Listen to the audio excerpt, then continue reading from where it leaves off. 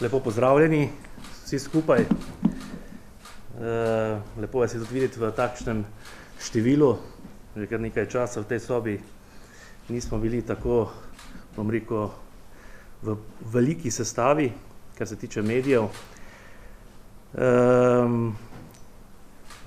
Slovenska ljudska stranka je globoko ukoreninjena v slovenski javni in pa politični prostor, ki ga je že konec 80-ih, takrat še kot Slovenska kmečka zveza, tudi pomembno sooblikovala.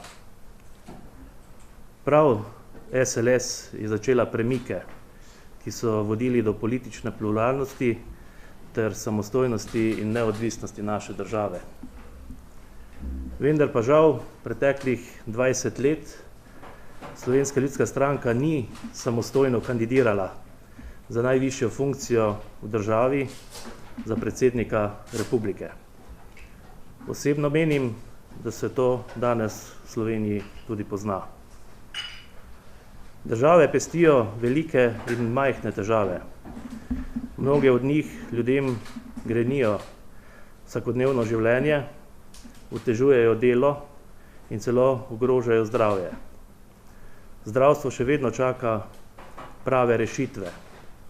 Kmetje se sami borijo proti vladi in tujim podjetjem, da bi zaščitili izvrsta kmetijska zemljišča, vrstijo se požari, narava pa pustoši po poljih, gozdovih, sadovnjakih in travnikih, sušo in pozebo. Medtem se za nekatere zdi, da so zaščiteni bolj kot kočevski medved in se jim nikoli ne bo treba odgovarjati za bančno luknjo, zadolženost in propadanje podjetij. V zadnjih nekaj letih naš slovenski in evropski vsakdan vse bolj zaznamuje tudi resne varnostne grožnje, terorizem seje nemir, strah in smrt po Evropi in svetu.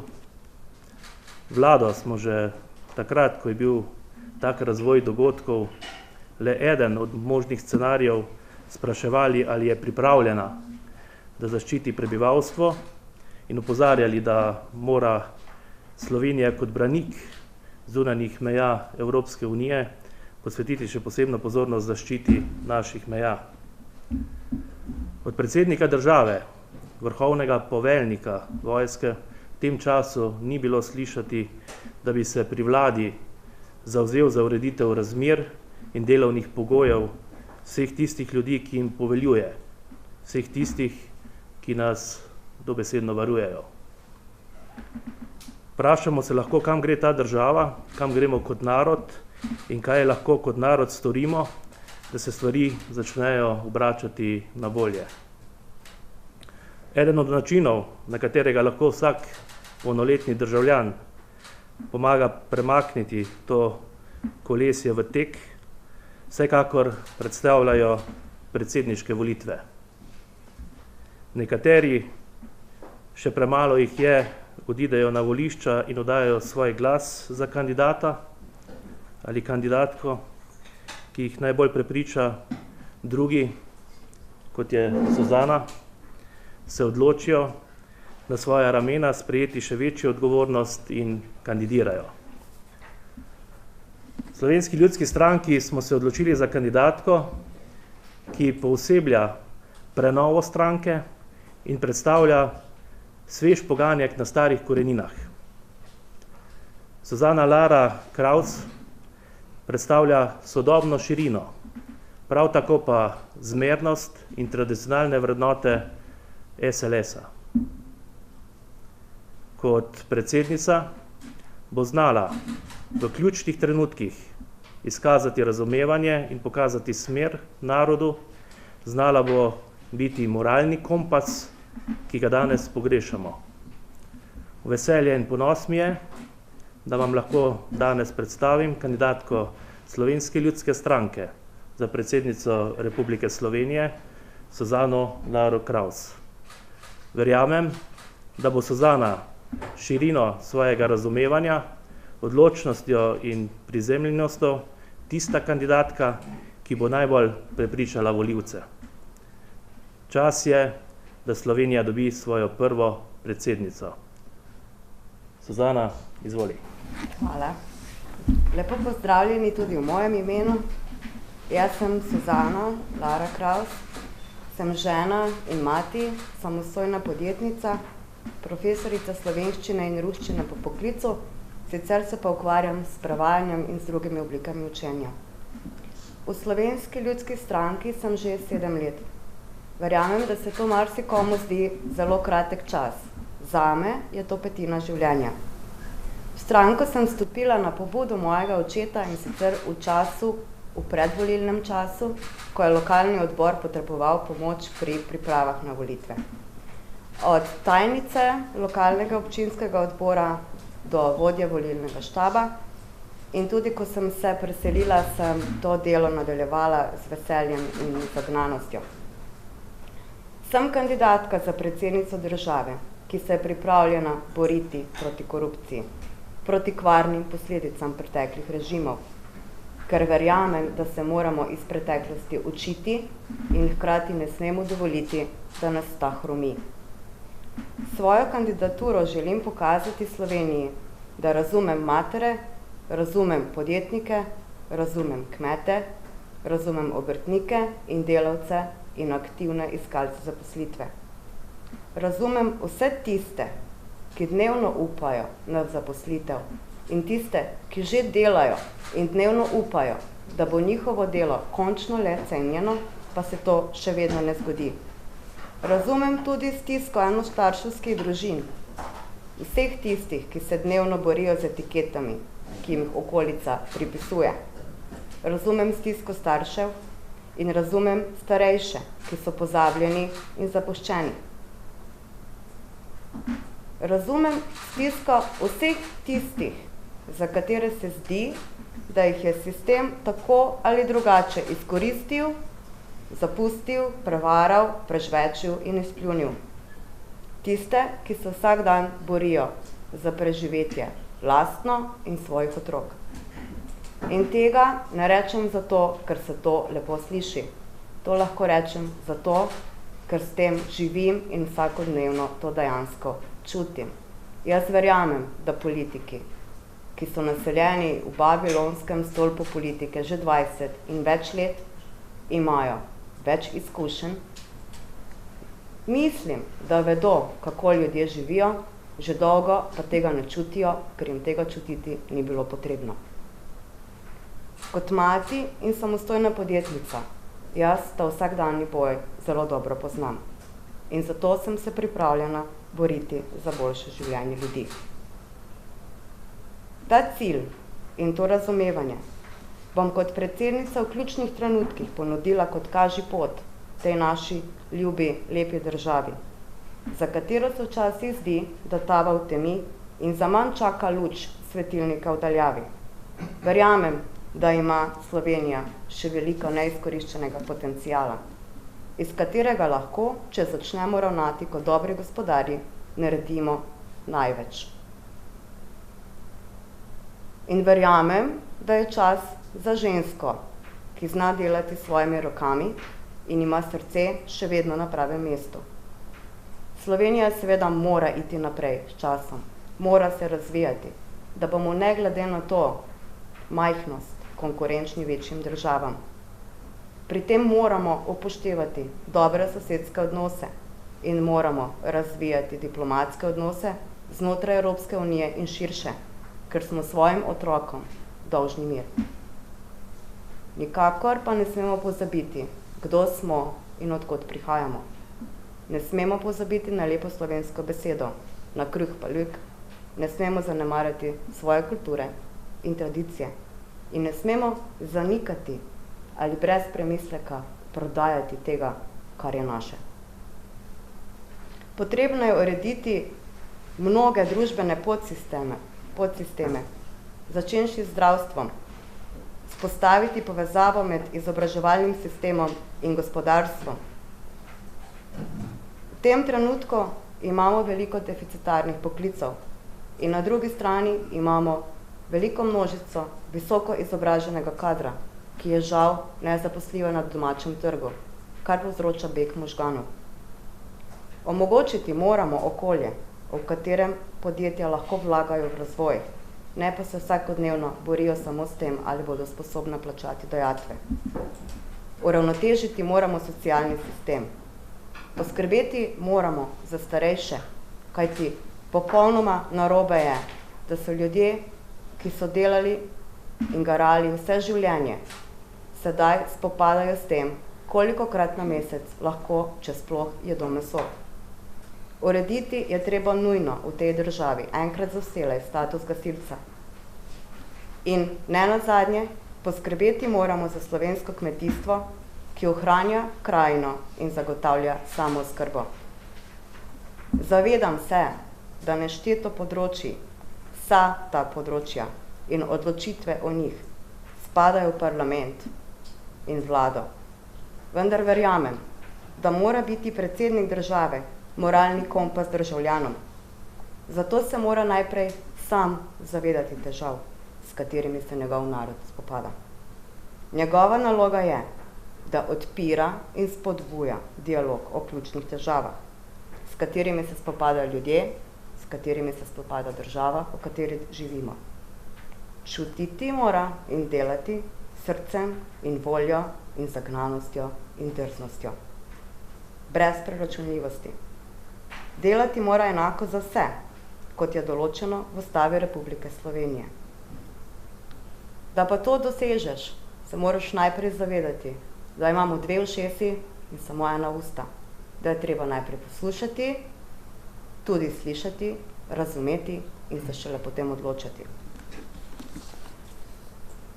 Mislim, da so vsi ljudje, ključno z mano, zato sem danes tukaj, že siti politike, ki se ukvarja samo s seboj, namesto z ljudmi. To želim spremeniti. Naloga predsednika je, da se v primerih, kot je Lex Frank in še mnogi drugi, hitro in odločno postavi na stran naroda, na stran davkoplačevalcev in oškodovancev. Očetje naroda se do sedaj niso izkazali, pa so imeli še kar nekaj časa. Čas je za žensko, ki tega morda ni videti, a vseeno zna povzdigniti glas in udariti po mizi. Takšno, ki zna sama skuhati marmelado, vložiti kisle kumare, vmes okregati otroke, kadar je to potrebno, in vse to počne brez prisotnosti kamer. In ko vse to počne, vmes premišljuje o usodi in prihodnosti naroda in svojih otrok. In seveda takšno, ki pravljice za lahko noč bere svojim otrokom, ne pa odraslim volivcem. In takšno, ki se zaveda in čuti, da je Slovenija veliko, veliko več kot pest riža. Doseči želim, da dobijo priložnost novi obrazi, nove ideje za svežo politiko s tradicionalnim zaledjem in podporo delovnih ljudi. Skrivnost dobrega voditelja je v tem, da je sposoben priznati svoje manke in k sodelovanju povabiti prave ljudi, saj nihče ne ve prav vsega. Meni očitajo, da nimam političnih izkušenj. Res je, jaz nisem politik. Sem ponosna na to in mislim, da je v tem moja prednost, ker sem ena izmed množice ljudi. Mati, privatnica s kmečkimi koreninami, razmišljajoč in kritičen posameznik in zavedna Slovenka. In želim ponuditi Sloveniji možnost na teh volitvah. Možnost, da izbere nekaj drugega ali da ostane vse tako, kot je bilo do zdaj.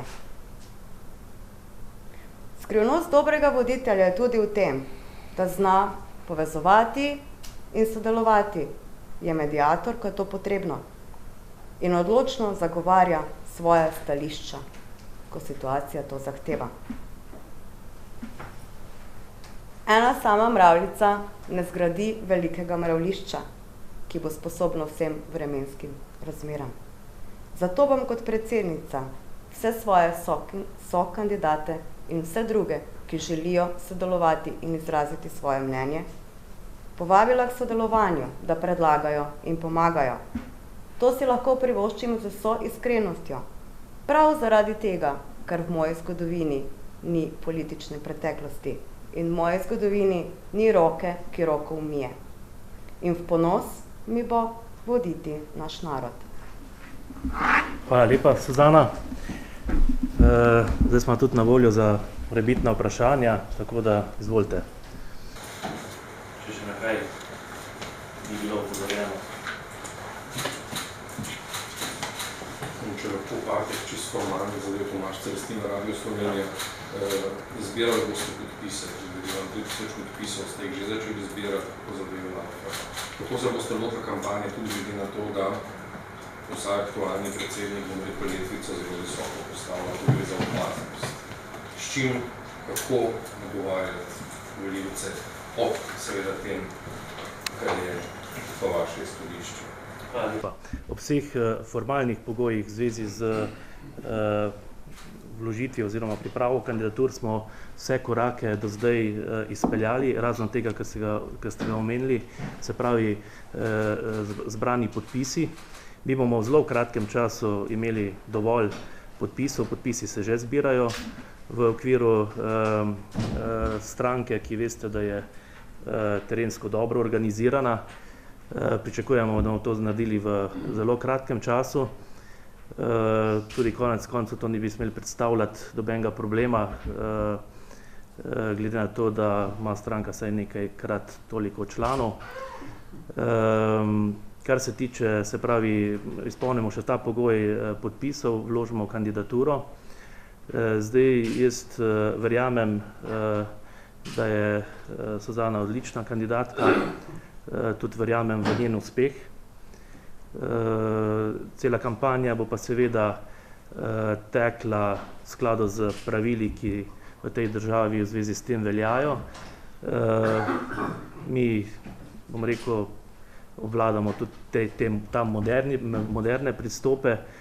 Vsekakor ne bo to draga kampanja, glede na to, da smo se že v preteklosti naučili in vemo, da samo z denarjem se ne zmaga volitev. Bo pa dinamična, zanimiva. Verjamem, da bojo tudi zanimiva soočenja. Glede na to, da se pa zdaj že pojavlja kar nekaj resnih kandidatov, vseh tistih, mogoče včasih tudi komičnih ali pa tragikomičnih najavah, in pričakujem eno dobro tekmo, v kateri pa nas Suzano ni strah tudi zmagati. Gašper Petrov, Argumentarij, mene pa zanima, koga vidite tej tekmi od znanih kandidatov kot največjega konkurenta? Ali Milo Novak, ki je tudi ženska, Bonika Pahor, glavni predsednik? Hvala za vprašanje. Koga vidim kot tekmeca? Ne vem. Dejansko vsi smo konkurenti in mislim, da sem jaz v svojih izhodiščih popolno nasprotje obeh omenjenih, tako da bi težko to primerjala. Bomo videli, pustimo se presenetiti. Naj zmaga najboljši. Glede na to, da bo tudi ta kampanja močno zaznamovana z vprašanjem arbitražnega sporazuma, me zanima vaše stališče glede arbitražnega sporazuma, tudi odziv glede na ministra, besede predsednika države, Boruta Pahorja, konec koncev je bil tudi on snovalec tega sporazuma. Hvala. Že pred samo kampanjo in v referendumski kampanji smo bili kot celotna stranka proti temu sporazumu. In zdaj vidimo, da smo dejansko imeli prav. Ampak, ko se je sodišče odločilo, kot se je odločilo, menim, da moramo določbe spoštovati. Odzivov drugih na tem mestu ne bi komentirala. Hvala.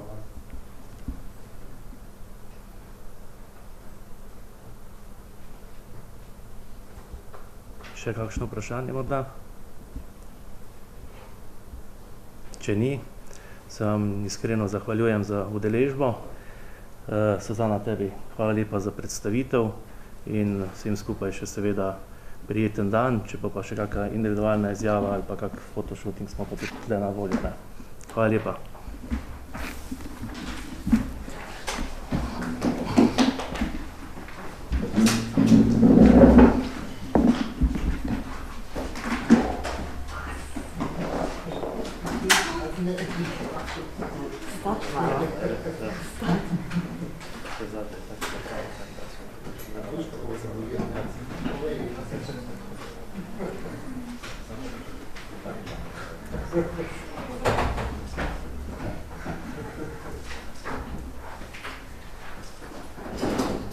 Pa drugače, zadnji vroč dan, ne? Ne, ni res. Se pa začela bolj vroča jesen.